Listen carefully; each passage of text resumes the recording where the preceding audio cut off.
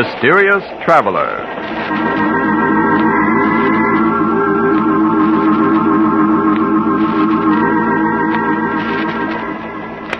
This is the Mysterious Traveler, inviting you to join me on another journey into the realm of the strange and the terrifying. I hope you will enjoy the trip, that it will thrill you a little and chill you a little. So settle back and get a good grip on your nerves, if you can.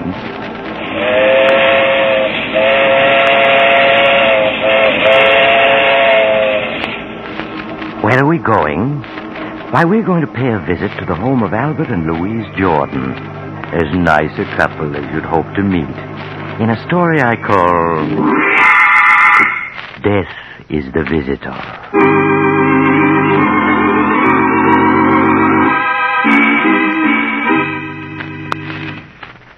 My story begins in the Jordan home late on a hot summer night.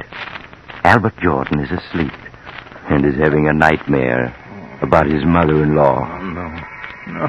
You can't pull the wool over my eyes, Albert Jordan. I'm on to your ways. Think that my only child was foolish enough to elope with you. But you made her do it, Albert. You made her. No. She wanted it. As long as I'm alive, she'll be protected from you. Albert, are you listening? Leave me alone. Please. Darling, wake up. What is it? You were having a nightmare, dear. You don't want to wake Mother up. She needs a good night's sleep for a trip tomorrow. Oh, yes, the trip. I wish it was tomorrow already. She was gone.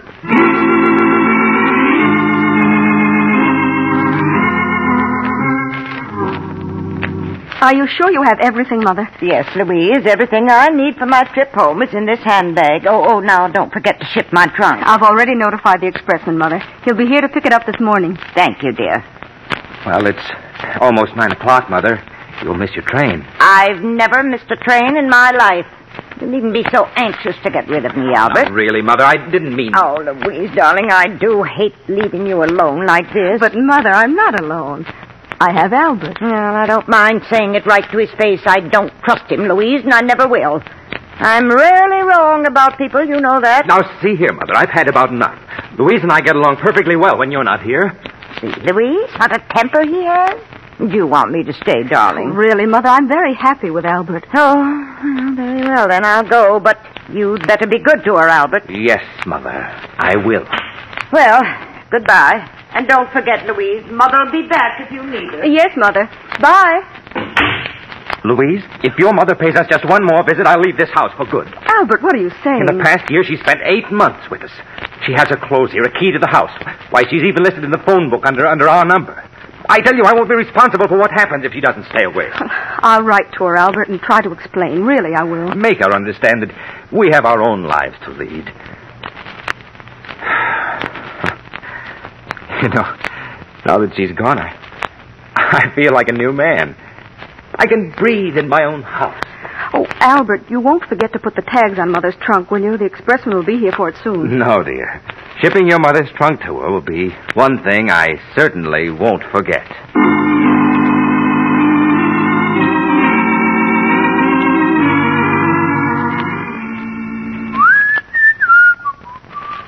Now, let me see. This is what's hence duck. 125 River Road, Ferndale, Pennsylvania. That won't be necessary, Albert. My trunk can remain here. Mother, but you went to catch your train. I know I did, but I changed my mind about going. I won't leave my little girl alone. Why are you looking so startled, Albert? Are you hiding something from me? No. No, of course not. Where's Louise? She went downtown an hour ago. She should be home soon. I'm sure at least she'll be glad to see me. Oh, you haven't locked my trunk yet. That's good. So you've come back. Again. You've always wanted to get rid of me, Albert. Keep me away from my only child. But I refuse to give her up. Yes, I've come back, Albert, and I'm staying for good. Frankly, I don't trust you. You don't trust me? No. I don't even know your background. For all I know, you may have criminal tendencies. There's a certain amount of the criminal in all of us. Most people can control their worst instincts, and some can't. Exactly. And I'm here to see to it that no one harms Louise. But, Mother, who's going to look out for you? Albert, why are you looking so queerly at me? Are you sick? Yes, Mother, I'm sick. Sick of the sight of you. Albert, stop looking at me that way. Why, you seem like a different person. I am, Mother. You've made me different, and now you must take the consequences. Albert, stay away from me. Don't you dare come near me. So you would keep coming back, Mother. Well, you came back just once too often. No, Albert. Don't touch me. Albert, You should have taken that train, Mother. But at least now, I know you won't be coming back ever again.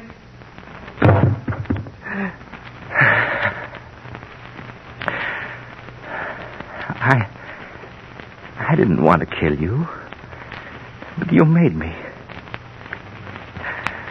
Oh, but now I've got to get rid of you or they'll catch me. The trunk. Yes, it's large enough.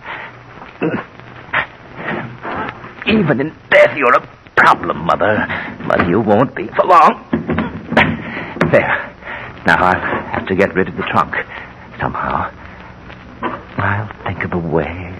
Albert, are you home? Louise, the trunk. I've got to close it. Is that you, Albert? Yes, dear. Yes. Oh, I see. You're locking the trunk. Yes, I was just getting it ready for the expressman. He should be here by now. Albert, is anything wrong? Anything wrong? What do you mean, Louise? I don't know. Your face is so flushed. Oh, it's just a little warm in here, that's all. Oh, we forgot to pack Mother's robe. Look. Oh, you'll have to open the trunk again, Albert. No, I mean, the trunk's full already. You wouldn't be able to get anything else into it. Why, nonsense. When Mother and I packed it, it was only half full. Oh, please open it. But it's locked and we haven't got the keys. Oh, yes, that's right. Mother has them. Well, we'll just have to mail the robe to her. Oh, I'll answer the door. It must be the expressman. Make sure the tags are on it, dear. The tags. Oh, it can't go to her home. Oh, if I only had time to think. Wait, yes, that's the only thing to do. Oh, come this way, please. You'll find the trunk in this room. Here it is. Are you finished, Albert? Yes, it's all ready to go. Okay. Well, I'll make a racket of it. Now, let me see. It's being shipped to... Perhaps you'd better load it on the truck first. It's easier this way, mister. You're shipping it to Mr. William Smith, 345 Wood Street, Las Vegas? Well, that isn't the right address. Then, what is it on this shipping tag, lady? Oh, well, that must be one of my customers. I must have been thinking of someone else when I wrote it out. Yeah, but what's the right address? It's Mrs. Hortense Murdoch, 125 River Road, Ferrydale, Pennsylvania. That's right, isn't it, dear? Yes. Okay, I know your name and address. I'll put the right tags on later. That's mighty heavy. Oh, please be careful with it. Don't worry, lady. I'll get there safe and sound.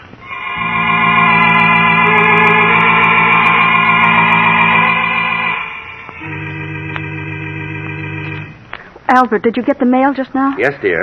Is there a letter from Mother yet? No, just a few bills. I'm really worried. It's a week now and no word from her. But you mustn't worry, Louise. I'm sure she's all right. Why, Albert, you're even worried yourself about her. You look so upset. Oh, I'll answer. I'll come with you. Maybe it's a special delivery from Mother. Yes? Hey, good morning. I got a trunk here for you folks. What?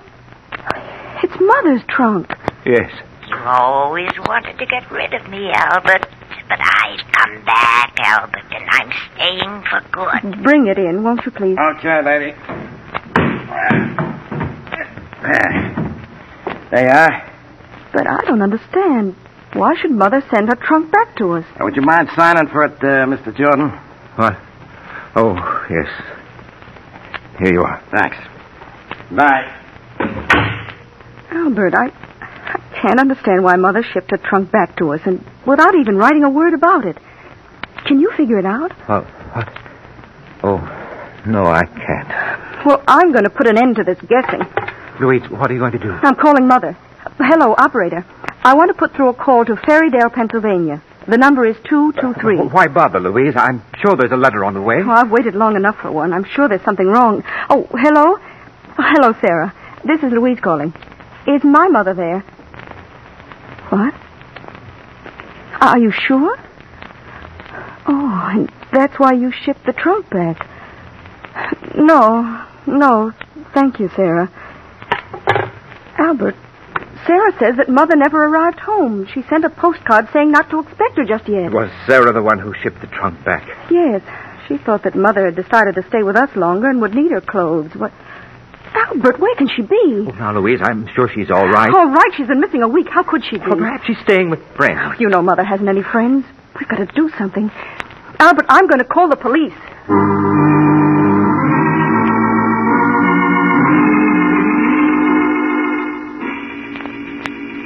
The police investigated, but they had no clues, so they didn't learn anything.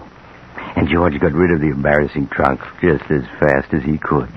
Telling Louise he was going to put it into storage, he took it to a trucking company to ship it as far away as it could go. It was the only thing he could think of to do. All right, I got it straight, I guess, now. Mr. Richard Jones, 65 Ocean Avenue, Los Angeles. That right? Yes, that's right. He's my brother. Yeah, and your name is, Martin Jones. Yeah? 1635 Sherwood Road, Riverdale, New York. Jones, Sherwood Road, Riverdale. All right, Mr. Jones, now let's see. That'll be $18. Oh, well, here's 20. Keep the change. Oh, thanks, Mr. Jones. Here's your receipt. It'll go out right away. There's a truck leaving tonight. Don't you worry. This trunk will get to Los Angeles all right. That's fine. It'll be quite a load off my mind when it's gone.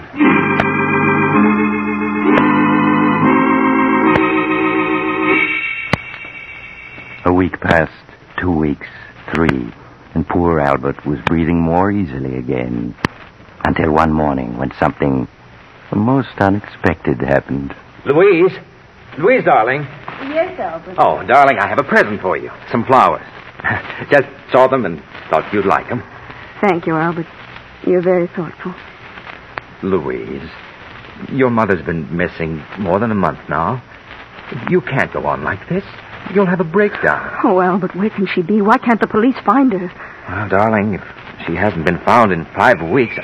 Oh, excuse me, dear. I'll answer it. Maybe it's news of Mother, Albert. Good evening. I got a trunk here. I think belongs to you. A trunk? Yeah, that's right. You always wanted to get rid of me, Albert. But I've come back, Albert. I've come back. Do you recognize it? It's yours, isn't it? Oh, no. Huh? Well, ain't you the fella that shipped this trunk about a month ago? Didn't you give me a $2 tip? I'm afraid you have me confused with someone else. Don't you know where the trunk goes? Well, no. You see, it's come all the way back from California. It seems there wasn't no such address where this was shipped to. Surely it had a return address. Yeah, but the trunk got wet. The return address kind of washed off, so it came back to the office where it was shipped from. Oh. But what makes you think it belongs here? Well, you see, I kind of did a little detective work. The initials stamped on the trunk are HGM. Well, I looked it up in the phone book, and the only person in town with those initials lives here. I'm sorry, but it certainly isn't my trunk. Oh, well, I'm sorry to trouble you. I'd have sworn you was the guy that gave me that $2 tip. Where will you take the trunk now? Oh, it'll be put to the unclaimed baggage, and then in a few months it'll be auctioned off. Auctioned off? Yeah. You'd be surprised what you sometimes find in them, just like a grab bag game. Well, sorry to trouble you. Oh, wait a minute. Huh? What did you say those initials were? HGM. HGM. What? They're my mother-in-law's initials. Her name is Hortense G. Murdoch. Oh, sure. That was the only name in the book with those initials. That's why I came here. Well, that was a very clever piece of detective work. Yes, of course it's her trunk. I don't know why I didn't recognize it. Well, you know, trunks, they kind of look alike. Yes, that's right. Well, bring it in.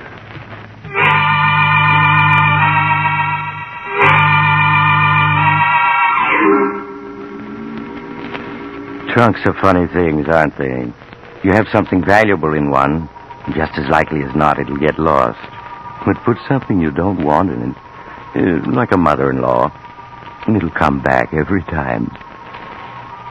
You can hardly blame Albert for being upset.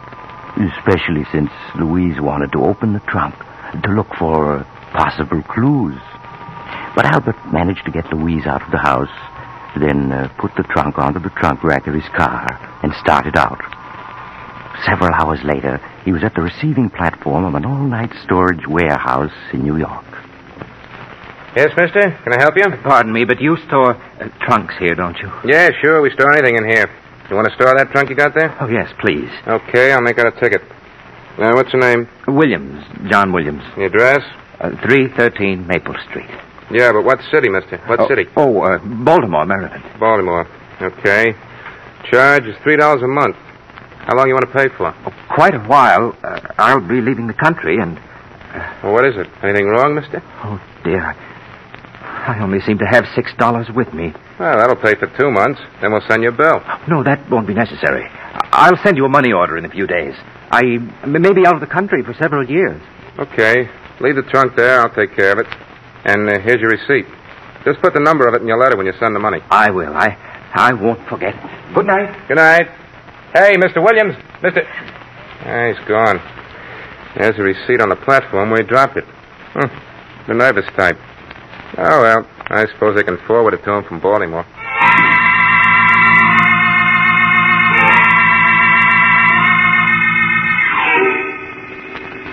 When Albert found he'd lost his receipt for the trunk, he was badly upset at first. That meant he couldn't send any money for future storage charges. But after all, there was no identification inside it, and he'd rubbed Mother's initials off the outside this time. So how could anyone trace it back to him? Especially since they'd be looking for him in Baltimore. So in a few weeks, Albert was himself again. Except for a nightmare once in a while. After all, what do I know about you, Albert? You may have criminal tendencies. I'm going to protect my daughter from you. Yes, I've come back, and you're not going to get rid of me. Do you hear me, Albert? I've come back to stay. Leave me alone. Leave me alone. I can't. Albert! No. Albert, wake up. What is it, Louise? You were moaning in your sleep, dear. You must have been having a nightmare. Oh, yes, I was. But it's not important. It's just that midnight snack I had. Go back to sleep, darling.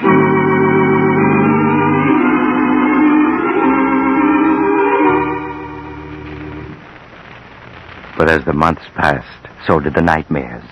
And finally Albert was his old cheerful self again. Good evening, dear. How are you? I'm all right, Albert. Fine. Say, I bumped into George Horton and his wife while on the way home, and they asked us to come to the charity bazaar tonight. That was very nice of them, Albert. Well, why don't we go? There'll be an auction, a raffle, supper, dancing. It'll do you good. I know, but somehow I don't feel like meeting people. But you can't go on this way, Louise, cutting yourself off from the world. I've been unfair to you, haven't I, Albert? Keeping you home night after night all these months. Oh, why, darling, you know I've been perfectly happy.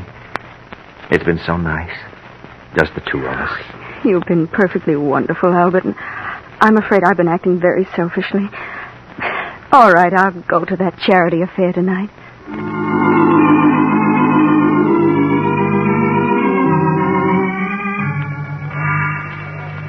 Now, what am I bid for this beautiful antique lamp? Do I hear $1? Do I hear $1? I'll bid $1. Ah, there we have a lady with a real sense of beauty. Now, do I hear $2? Do I hear $2? Well, good evening, George. Well, hello, Albert. Hello, Louise. Hello, George. Gee, I'm sure glad you two came. Missed you both a lot these past months. Well, I hope you'll be seeing more of us. Hey, we've got quite a crowd here tonight. Oh, yeah. We hope to raise quite a bit of money. Say, that auctioneer's a genius. Come on, let's get a little closer. All right. Now, that gentleman over there, the one with the superb eye for beauty, bids $5 for this lamp. Do I hear $5.50? Your last chance, ladies and gentlemen, going at $5 once, going twice, sold. to the gentleman in the tweed suit, and very fortunate he is. That lamp couldn't have cost more than $3 when it was new. Well, now we come to the raffle. The raffle? Yeah, the raffle for a mystery prize donated by yours truly, George Horton. Better let me sell you a few tickets, Albert. They're only 50 cents each. No, thanks, George. We just came to be sociable. Better take a chance. No telling what you might win. Now, next, ladies and gentlemen, we come to the feature of the evening. A raffle for a mystery prize, which I have hidden here beneath this canvas cover. Now, I'm going to lift this cover and show you a locked trunk. Now, take a good look at it. Trunk. Oh, no. It can't be. She's come back again. Yes, Albert, I've come back. And I'm going to stay for good this time. Oh, no. Now, this is no ordinary trunk, ladies and gentlemen. It was donated by a gentleman who bought it for storage charges. Now, who knows what it contains? Perhaps the crown jewels of old Russia. Or better still, a case of skunk. Now, take a good look at it and try to guess. Albert, you're so pale. Is there anything wrong? No, of course not. George, where did you get this trunk? Oh, that big storage place in New York. You know, on the east side. Somebody did keep up the storage charges on it, and all the notifications they mailed came back, Yes, I see. Now that you've seen all the prizes, and particularly seen this prize, ladies and gentlemen, I know you're going to want to buy not one, not two, but half a dozen chances each. What can be in it? Guessing is half the fun. Well, now we're all going to adjourn for supper, and immediately after supper, the big drawing will be held. So buy your chances now and win yourself a trunk full of surprise and pleasure. Well, Albert, changed your mind about buying a chance or two? Yes, George. Yes, I have. I'll take all you've got.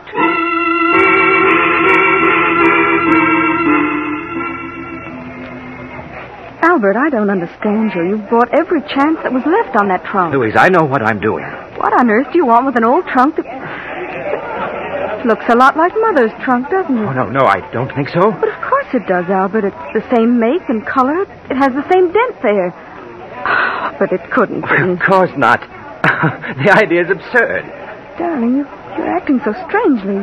You didn't eat any supper, and For now heaven's sake, Louise, will you stop nagging me? I'm sorry, Albert. Hello.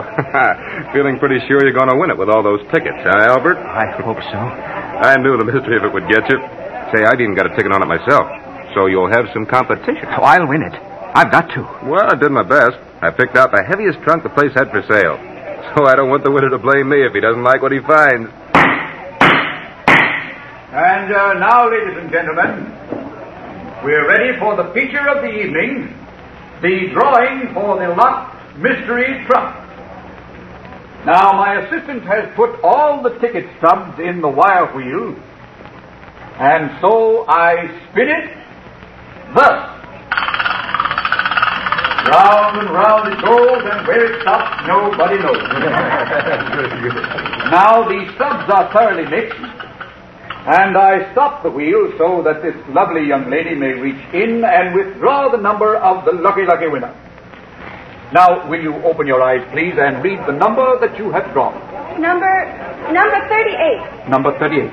Number 38. Number 38 is the winner. Is the holder of number 38 here, please? Yes, I have it. I've won. I've won. Well, good for you, Albert. Congratulations, sir. May I have your ticket, please, so that I may compare it with the stub that the young lady drew? Yes, of course. Here it is. Thank you. Now, I place the ticket and the stub together, and we... What is it? I'm very sorry. I'm afraid an error has occurred. An error? What do you mean? The young lady misread the winning number. It is number 33, not 38. No, you're lying. I won. The trunk's mine. Now, I'm sorry, but mistakes will happen. Ladies and gentlemen, I must make a correction. The winning number is 33. Is the holder of number 33 present? Oh, yes. Well, that's my number. Well, hard luck, Albert, but I guess you don't win after all. Now, may I have your ticket, please? Sure, here. Thank you very much. Now, ladies and gentlemen, the lucky winner, purely by chance, is the gentleman who donated the prize Mr. George Horton, and congratulations to you, sir. And I hope you'll open the trunk now and let the rest of us know what we missed out on. I certainly will. No, he can't open it. You haven't got the key. No, but I have a bunch here that I borrowed from a locksmith, and one of them's bound to work. You mustn't open it. George, I'll buy that trunk from you. But I don't want to sell. Hey, I want to know what's in the trunk. That's where the fun comes in. I'll give you $100. You can't refuse. 100? Well, if you want it that bad, all right. I'll give you my check tomorrow. Yeah, but there's one condition. Condition? Yeah, that you open the trunk here so we can all see what's in it. Oh, no, I won't do it. Well, then the deal's off. Sorry, Albert, but curiosity has the better of me. George, please, listen to me. Sorry, Albert, sorry. Just a minute, everybody. As soon as I find one of these keys at bed, I'll enter I told you I'd come back, Albert, and I have. You should have known I would. Oh, no. Darling, you're not well. Let's go home. No, it's no use. It's just no use. What on earth do you mean? You will never be rid of me, Albert. Never. I've come back to stay this time. I think I've got it. Yeah, this key seems to be turning. Wait. What is it? You mustn't open it. Oh, Albert, fun's fun, but after all... I had something to tell you. She's beaten me. I can't keep it hidden any longer. That's right, Albert. Tell them it's the only way you can ever be rid of me. Go on, tell them. Well, Albert? I did it. I killed her. Did what? Killed who? Albert, what are you talking about? I killed Louise's mother. Her body is in that trunk. Oh, no. Albert, that's a very poor joke. Oh, it's no joke. I thought I could get rid of her, but I can't. She keeps coming back, and coming back, and coming back, and I can't stand it any longer. Go on, open the trunk now. You'll see I'm telling the truth. Go on, open it. All right, we will. Please stand back, everybody. Come on, stand back, all of you. Yes, back. Auctioneer, help me, will you? Yes, sure, Mr. Horton. I'll undo this catch now. There. All right, now lift us. Albert, this trunk. Why, there's nothing in it but old books.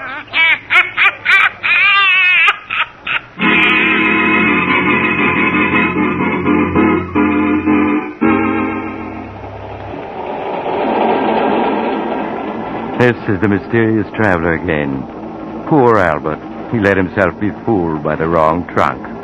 Maybe it was his guilty conscience. What happened to him? Why, he's getting the best of attention these days in a small but comfortable room with bars over the windows. The only trouble is the bars won't keep his mother-in-law out. She comes in every night to talk to him. So if you're ever tempted to... Oh, you're getting off here. I'm sorry. But I'm sure we'll meet again.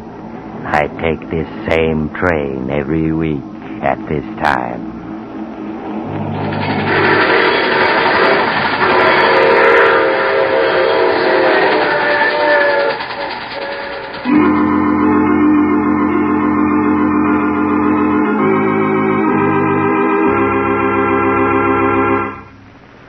You have just heard The Mysterious Traveler, a series of dramas of the strange and terrifying. Listen next week over most of these mutual stations to a tale titled Murder is no accident. Another Tale of the Mysterious Traveler.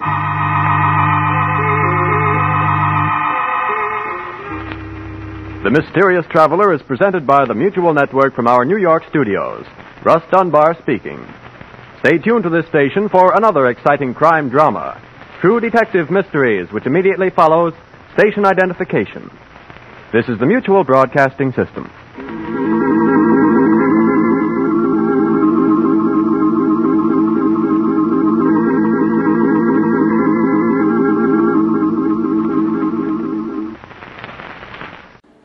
Would you like a shout out?